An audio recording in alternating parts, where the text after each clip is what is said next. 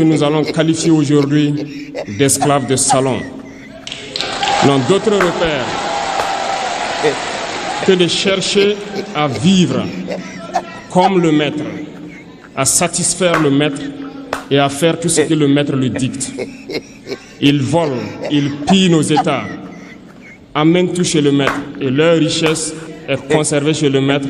Ils font tout pour vivre comme le maître et toujours le satisfaire. Lorsque le maître commande, ils exécutent. Savez-vous qui sont ces esclaves de salon? Eh bien, nous allons vous expliquer ce que c'est. Ce sont des individus qui n'ont aucune dignité, qui n'ont aucune morale, qui n'ont aucune personnalité. Mais le maître esclave a toujours su identifier ces individus. Ils sont toujours prêts à trahir leurs frères pour satisfaire le maître. Ils nous ont trahis depuis l'indépendance et d'autres continuent jusqu'à aujourd'hui à nous trahir au profit de leur maître. Ces valeurs locaux que nous allons qualifier aujourd'hui d'esclaves de salon n'ont d'autre repère que de chercher à vivre comme le maître, à satisfaire le maître et à faire tout ce que le maître lui dicte.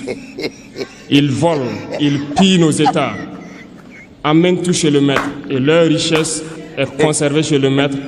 Ils font tout pour vivre comme le maître et toujours le satisfaire. Lorsque le maître commande, ils exécutent. Savez-vous qui sont ces esclaves de salon? Eh bien, nous allons vous expliquer ce que c'est. Ce sont des individus qui n'ont aucune dignité, qui n'ont aucune morale, qui n'ont aucune personnalité. Mais le maître esclave a toujours su identifier ces individus.